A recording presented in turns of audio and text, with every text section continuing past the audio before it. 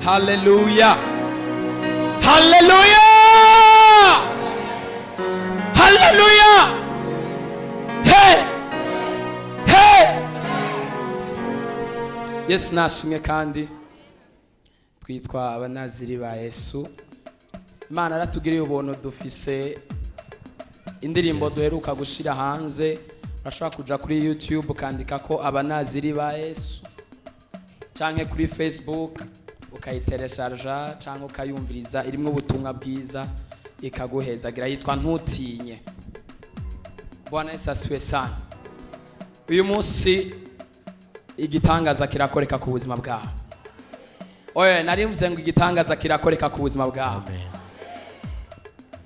Turagomba uhumuriza umutima wawe, ntaco bitwaye ikibazo cyose wowe ufise, ntaco bitwaye ibihe byose wowe urimo, ariko ubwira umutima wawe uhumure.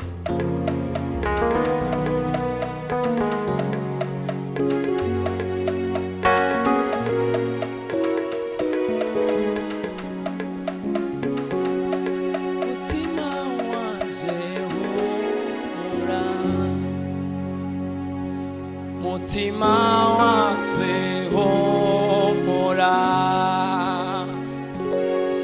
mutima wanje humura, mutima we, mutima wanje humura, mawe mutima wanje humura, mutima we, mutima wanje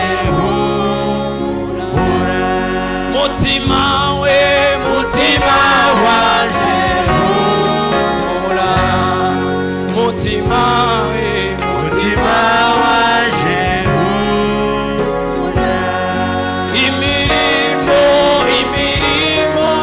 Uwiteka yankoreye, ubwo nari maze,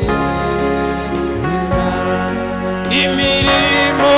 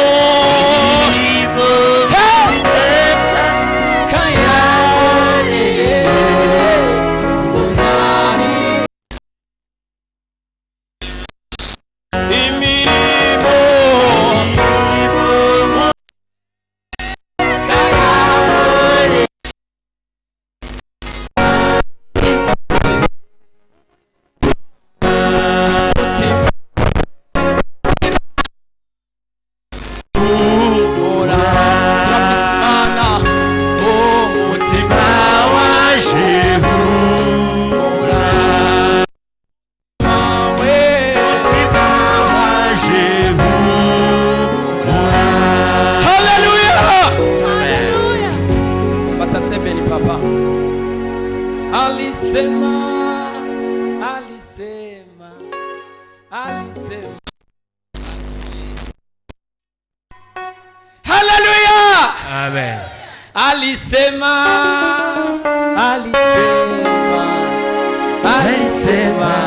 atatulinda. Alisema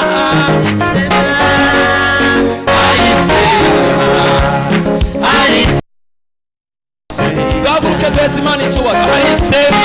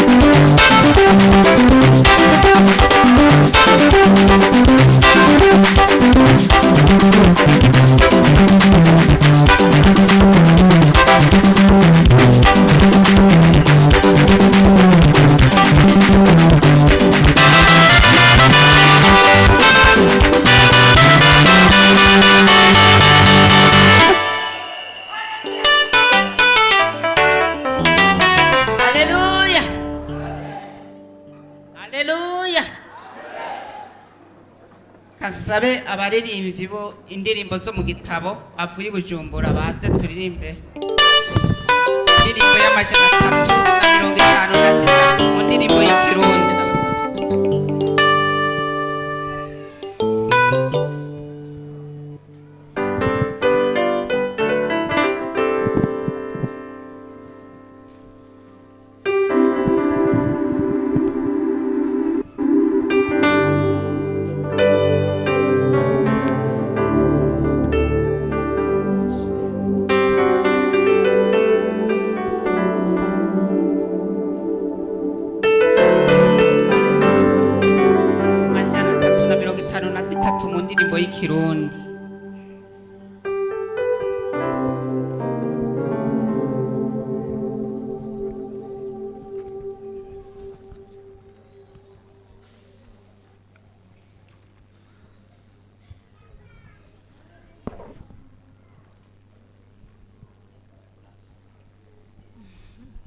Yes.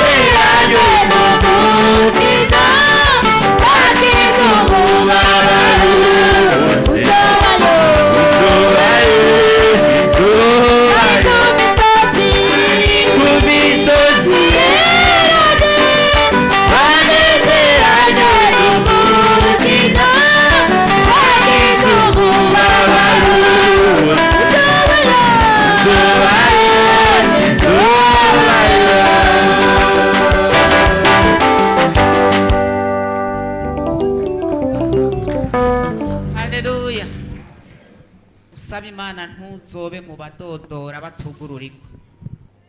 Usaba Imana impande y'ibyo uriko urasaba biguhanze muri iyi si. Ikiri imbere usaba Imana ntuzobe mu badodora batugururirwa. Uzobe kuri iyo misozi yera de yo mwijuru. Tugeze mu wundi mwanya mwiza, wundi mwanya mwiza wo gutora ibigira 10 n'amashikano. Imwe nababwira bigira kabiri. Nashaka rero mpekaze umwongere mukuru kugira ngo babwire iryo shikanwa uko rimeze, uko riri n'ingaruka n'ubwiza bwaryo. Karibu mwongere.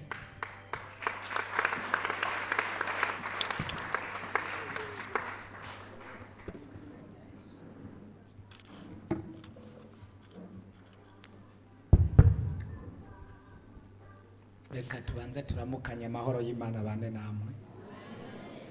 Hari abantu baramutse neza ngo bashime Imana. Haleluya. Tuduze icubahiro ku mwami Yesu. Turabaramukije mwese mugubwe neza mururanigwe, mugubwe neza, mwongere mugubwe neza, mwongere mugubwe neza ukundi gushasha.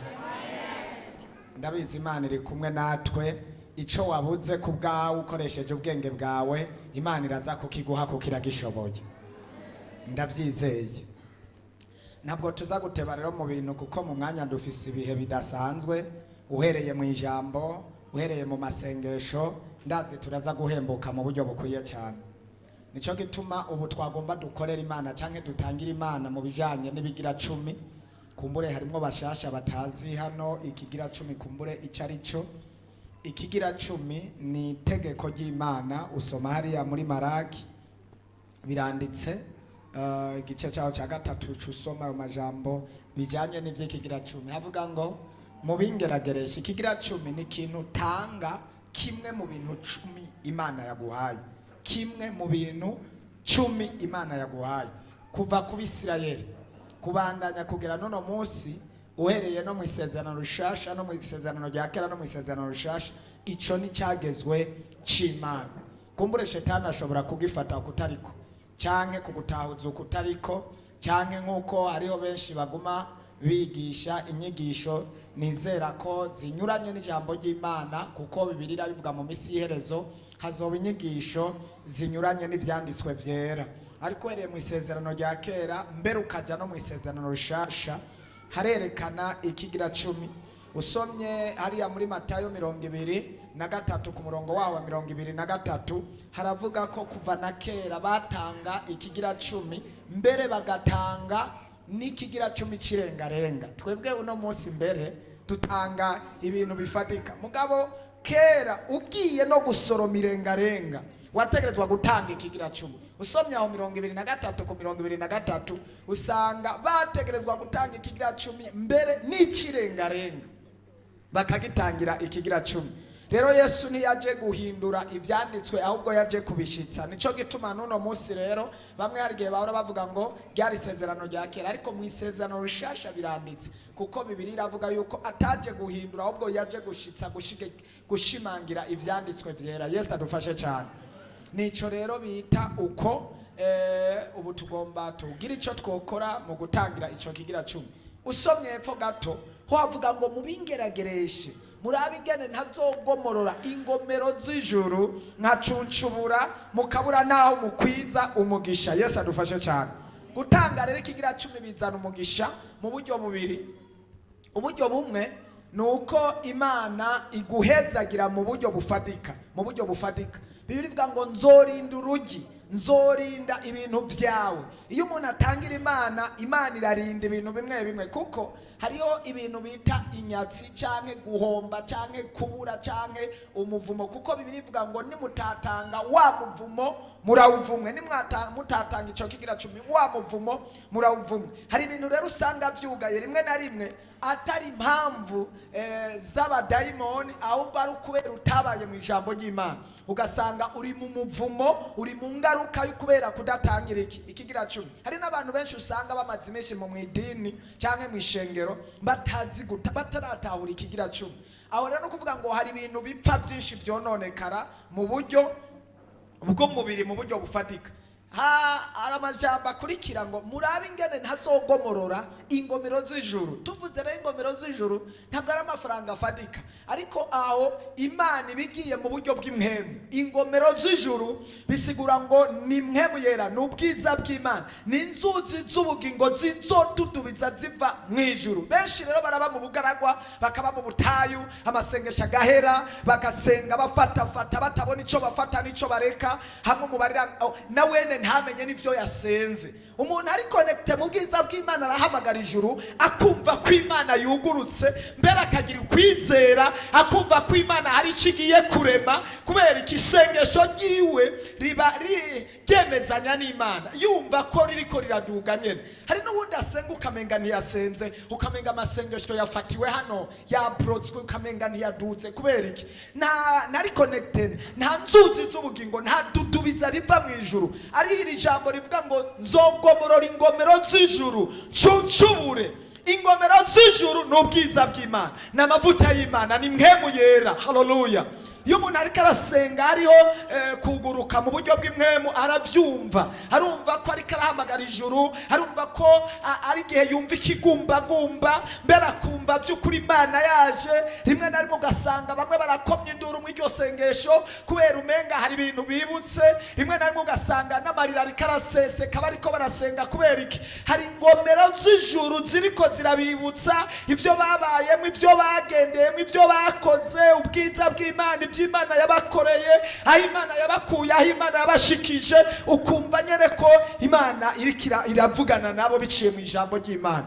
Ibyo nabyo iyo udashobora gutangira Imana ikigira cumi, izo ngomero z'ijuru zirugagwa, ukabaho usa n'uwumye mu mutwe canke mu mutima canke mu isengesho. Nico gituma umukozi w'Imana avuze ngo tuvuge iciza cyo gutangira Imana n'ingaruka yo kudatangira ico kigira cumi. Nubwo rero nico gituma kakanya ku bana b'Imana mugomba gukora ico kintu. Ni kimwe mu bintu Imana yaguhaye. Nimba Imana yaguhaye igihumbi utanga 100, nimba Imana yaguhaye 10,000 utanga 1,000, Imana yaguhaye 100 utanga 10,000, Imana yaguhaye 50,000 utanga 5,000. Ivyo navyo ni mu mushahara, ni mu rudandazwa wadandaje ukunguka, ni mu bintu wagurishije. Ivyo byose harimwo iciza, harimwo ikigira 10. Mbere no mu bitungano, ufise inka 10 urashobora gutanga nk'imwe, impene, inkoko n'ibindi byinshi. Ivyo Imana irabihezagira cyane gose. Abatari bake bamaze kumenya iryo banga, iyo batatangiye Imana ikigira 10 baca baba mu bugaragwa n'amasengesho arapfa, bakumva nyene bazimiye, batakaye. Rero nagomba kuri mwebwe muri mwishengero ryo kwihana, icyambere ukwiye kwihana nico, ukwiye kwifatanya n'Imana mw'ugo rugero, kuko iryo ni itegeko ry'Imana. Nimba ugomba kumvira Imana, Bibiri ivuga ngo abavuga ko bumvira Imana bave mu bigabitanyo. Nimba ugomba kumvira Imana, wumvira icagezwe c'ijambo ry'Imana. Yesu adufashe cyane.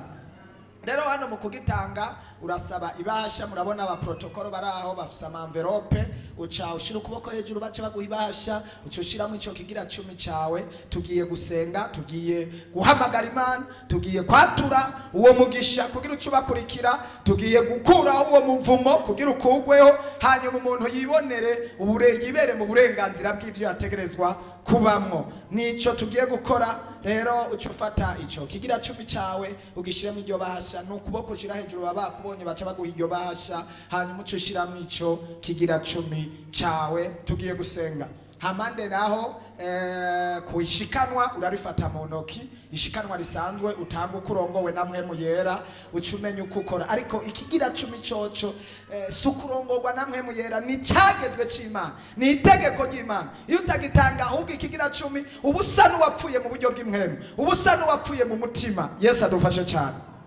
Reka rero dusenge. Fata ico kigira 10 cawe, ufate iryo shikanwa ryawe, hanyuma duhamagara ijuru kugira ngo rishobore kugira ico rikora mu migambi yawe, mu maproje yawe, mu ntumbero yawe, mu bintu byose uri kurakora. Nta kindi usabwa, ushira ukuboko hejuru bace bakuzanira ibahasha. Hari abantu benshi usanga baririmba mugabo ntibatangira Imana. Nivyo uzogira ingabire nyinshi mugabo uzobura umugisha mu buryo bw'imwemu, usanga ibintu byose ubikora mu buryo bw'umubiri gusa, kandi uzobura n'uburyo bufatika. Cyangwa ugasanga ubundi arakora ibindi bikorwa bitandukanye, atanga amashikanwa, arafasha abagwaye, arakira abashitsi n'ibindi, mugabo ugasanga ikigira 10 nagitanga ari ibintu uzohaza. Kandi ndemeza neza ntakekeranya n'ijuru kurijamwe n'ibizokorohera cyane. Hari umuntu numvise umwe aheruka kwigisha inyigisho itabaye yigishije mu bisanzwe. Inyigisho yigishijwe siyo, kuko yavuga ngo umuntu ashobora gutanga ngo ku itegeko ry'Imana ngo ushobora kudatanga ikigira 10 ngo mugabo ngo ugatanga ngo 100%. Cyandumva umuntu adatanga kimwe mu 10 yotanga 100%. Ntibishoboka. Udashobora kumva mwe muyera kwemeza kutanga kimwe mu 10, dushobora gutanga 100%. Bisigura kuronka 100,000 ukacu bitanga byose, ntibishoboka. Wanse gutanga kimwe mu 10. Nuko rero reka dufata umwanya wo gusenga. Mana nyaguhoraho, se umwami wacu Yesu Kristo, ndaguhamagaye kugira ngo uhezagire aya maboko y'ibiganza by'aba bantu bari hano, kugira ngo ubaho umugisha mu rugero rudasanzwe, ubaho umugisha kugira ngo baruranirwe, ubaho umugisha. Oh Yesu Kristo, ubaho umugisha ubaha umugisha mana, ubaha umugisha aba bantu batabagwe nawe, aba bantu batabagwe bahindurirwa ibihe, batabagwe bakugwa ahantu bashikanwa ahandi, batabagwe ucinzira aho zitari, batabagwe uhezagira amaboko y'ibiganza byabo, kuko wavuze ngo uri nyuma y'ijambo ryawe, ngo urihekeresha ibitabo.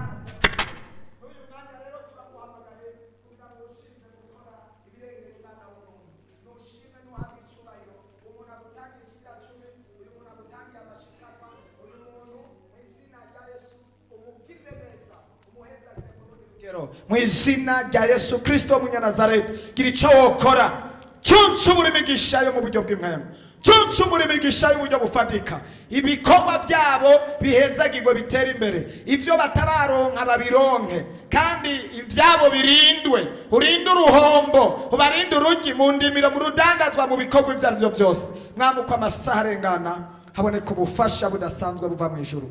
Nuhabwa icyubahiro nushimwe, kuko uri Imana kandi ugiye gukora ibirengeye cyane umwana w'umuntu, mu izina ry'umwami wacu Yesu Kristo. Nuko reka dutangire Imana. Yesu abaho umugisha. Ndibaza bariko baratangira Imana, sinzi nimba ari turakingiwe kwa yari yo turushirira kwa karirimbo n'ingoga mu bubangutsi, kugira ngo turushirize gutangira Imana. Sawa, izera ko mu mwanya na jambya cha adushirira ko tuce tuja mu bindi.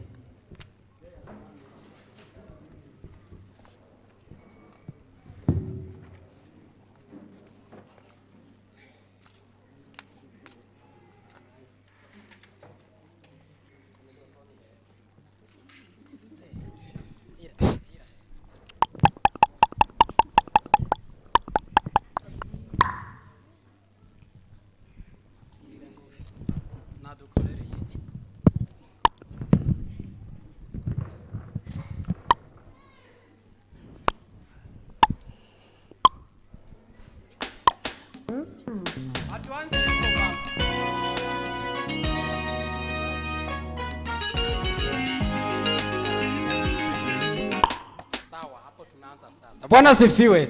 Reka mbaze ndabaramutse, ndiko ndihuta cyane muga sinokora ikosa ryo kutabaramutsa. Reka turamukanye mu izina rya Yesu Kristo. Umutima wanje uranezerewe, ndazi n'umutima wawe uranezerewe, n'umutima w'umwongere n'abakozi b'Imana uranezerewe, kandi iyo mitima yose kwinezerewe n'umutima w'Imana yacu uranezerewe. Reka Imana tuyikomera amashi. Nuko tugiye gutangura indirimbo rivuga ngo duhagararire mwami Yesu. Turiko turagenda turi Gitega tuja mu ijuru, ariko Imana iduhagararire muri runo rugendo. Ni indirimbo ya kera ariko ikimoto ubushasha, nabonye benshi bansavye ngo ndayiririmbe. Reka tuyisangire. Murakoze rero, komera Imana amashi. Twagiye. Zamura ntaco, ni sawa. Turabe iyi mikrofone uyikore neza. Abanatiri muhaguruke. Ago ubu naje siganze gutamba igisirimbo. Sawa sawa, zamura iyo ndirimbo tuyumve.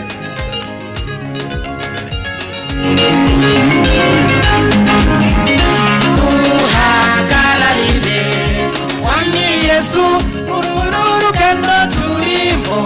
Duhagararire twese, duhagararire mwami Yesu, uru rugendo turimo. ngo mubisubiremo.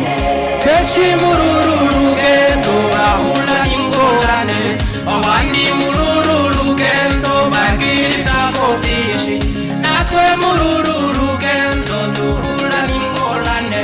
Nicyo gituma tugusabye duti duhagararire Yesu. Ko mutabisubiramo, iri ni isengesho. Abandi muri uru rugendo bagenda bakuvako, abandi muri uru rugendo bava mu bikorwa byawe, natwe muri uru rugendo duhura n'ingorane. Nicyo gituma tugusabye duti duhagararire Yesu. Oya ngomba muvyature ko ntabumva. Duhagararire mana, kuko Satana arakomeje. Duhagararire kuko Satana adutera ubwoba.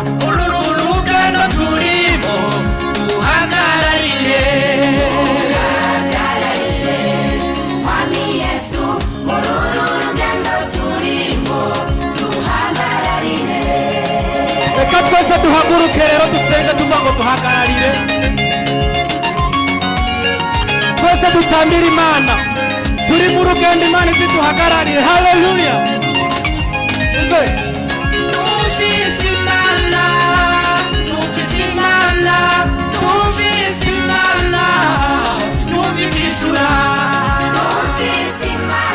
Oya siba yari namba, Imana ivuga. Imana yacu dufise bagenzi, iratwenza, yaratwengeje Sara na Aburahamu, natwe iradutwengeje. Imana iteka, abantu baguteye ivyatsi, Imana nayo ikagutera iteka. Tufise Imana, yumvikishura. twese Imana ivuga, Imana yishura. Imana dufise bagenzi, ikora nk'abantu, abantu bagomba kupfa rubi, nayo ikagushira hejuru. Dufise Imana, yumvikishura. Twarayibonye mu ntambara, bivuge ngomba kubumva mwenyine dusubiramwo twese ngo dufise imana twagiye vyatura ko dufise imana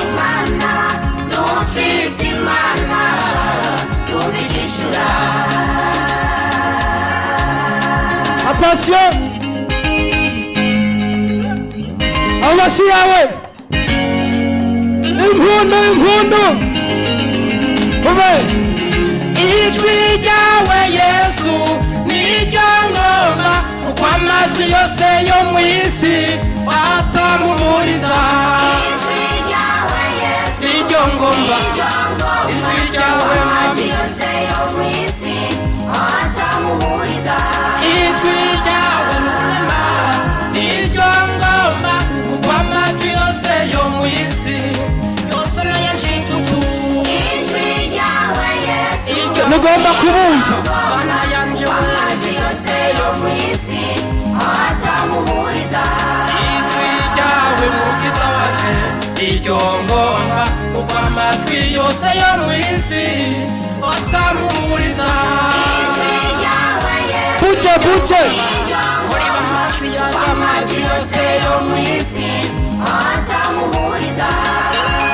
twese dutambira imana ro tugira uko sawa rimwe kabiri twagiye moja umve ndi kumwe na Yesu, ntabwo banzogira. Yesu angumbiriye, ntabwo banzogira. Ndi kumwe n'uwancunguye, ntabwo banzogira jewe. umve Ndi kumwe n'uwabambwe, ntabwo banzogira. Yesu angumbiriye, ntabwo banzogira. Ndi kumwe n'uwanesheje, oya ntabwo banzogira. umve Petero yari ku kiyaga, yakomvye kugenda n'amaguru, ariko yabonye umwami wacu Yesu agenda ku kiyaga n'amaguru. Kubw'ukwizera guke aca aradibira, ariko jewe ndi kumwe na Yesu, ntabwo banzogira. Ntabwo banzogira, oya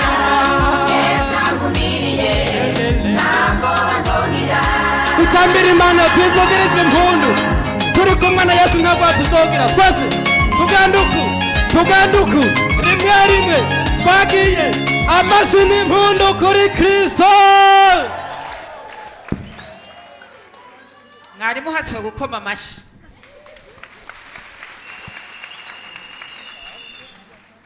kubera umwanya ugiye mayiceke utwihanganire ku mugoroba umwanya w'umugoroba n'uwi wawe urakwiye twagomba muri uyu mwanya duhe kazi umwungere mukuru kugira ngo tubandanye kumviriza ijambo ry'Imana dukoma amashi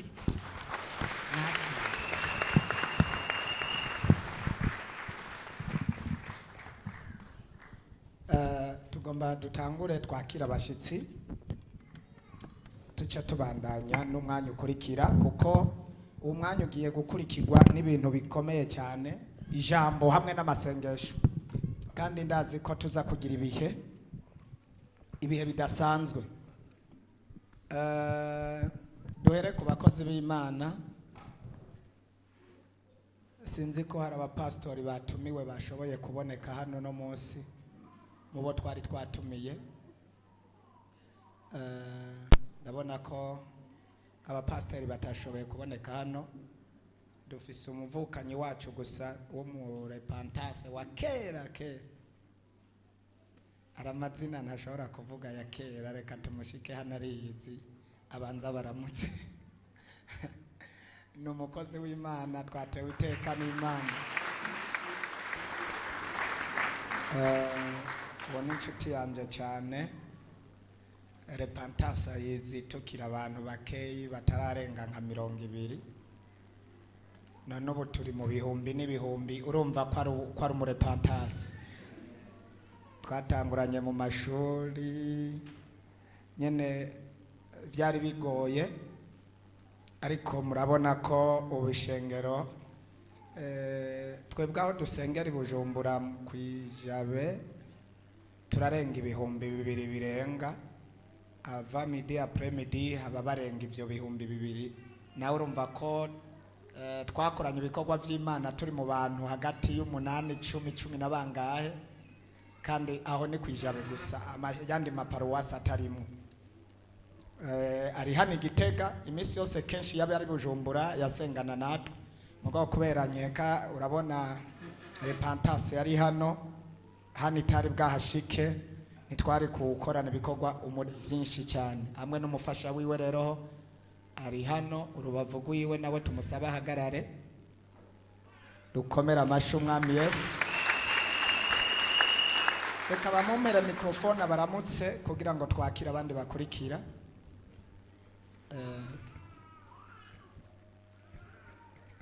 Haleluya. Amen. Haleluya.